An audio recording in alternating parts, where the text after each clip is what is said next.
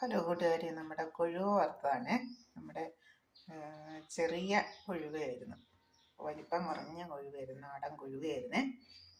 അത് നമ്മൾ നന്നായിട്ട് കഴുകി വൃത്തിയാക്കി എടുത്ത് തലയും വാലും ഒക്കെ കളഞ്ഞ് നന്നായി കഴുകി വൃത്തിയാക്കി എടുത്ത് നമ്മൾ അല്പം ഉപ്പ് കല്ലിട്ട് നന്നായിട്ട് ഒന്നുകൂടി ഒന്ന് പിഴിഞ്ഞ് ഒന്ന് തേച്ച് കഴുകി എടുത്തു കഴിയുമ്പോഴേക്കും നമുക്കത് നല്ല സൂപ്പർ വൈറ്റ് കളറിൽ വെള്ള കളറിൽ നമുക്ക് നല്ല കൊഴുവ നമുക്ക് കിട്ടും.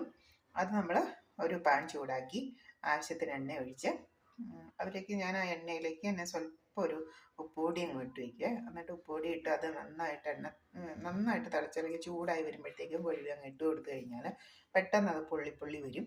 പിന്നെ അത് ഇളക്കി മറിച്ച് ഇട്ട് കഴിഞ്ഞാൽ രണ്ട് ഭാഗവും മൊരിയിച്ചെടുത്ത് കഴിയുമ്പോഴേക്കും ആവശ്യത്തിന് മുളക് പൊടി, ചെറിയ കരിവേപ്പില നമ്മൾ പൊടിയായിട്ട് അരിഞ്ഞ് അതിലേക്ക് ഇട്ട് കഴിഞ്ഞാൽ ആ കരിവേപ്പിലയുടെ ടേസ്റ്റും കൂടി ചേർന്ന് നമുക്ക് ഉപ്പും മുളകും കരിവേപ്പില ടേസ്റ്റും എല്ലാം കൂടി നല്ല സൂപ്പർ ടേസ്റ്റിൽ നമ്മൾ കൊഴുവ വറുത്തെടുക്കാൻ പറ്റും. കുട്ടികൾക്കും മുതിർന്നവർക്കൊക്കെ വളരെ ഇഷ്ടമാണിത്. ചോറിനോട് കൂടി ഒരു സന്തോഷമായിട്ട് അല്ലെങ്കിൽ വളരെ ഇഷ്ടത്തോടു കൂടി കുട്ടികളും മുതിർന്നവരും കഴിക്കും. Okay, by. അടുത്ത വീഡിയോ ആയിട്ട് അടുത്ത ദിവസം കാണാം.